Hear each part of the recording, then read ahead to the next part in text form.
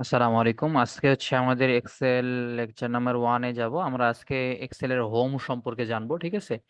Excel home বলতে কি বুঝি বা হোম জিনিসটা কি। তো প্রথমে আমি এখানে হচ্ছে কিভাবে ওপেন করতে হয় দেখাবো।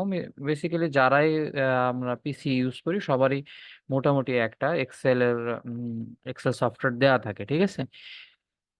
ইনস্টল করা থাকে সেটা কোম্পানি থেকেই। তো এক্সেল চলে আসছে আমার এখানে, এক্সেল 2013 এরটা ইনস্টল করা আছে। আমি এক্সেল 2013 দিলাম।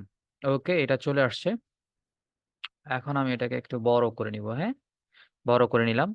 এরপরে হচ্ছে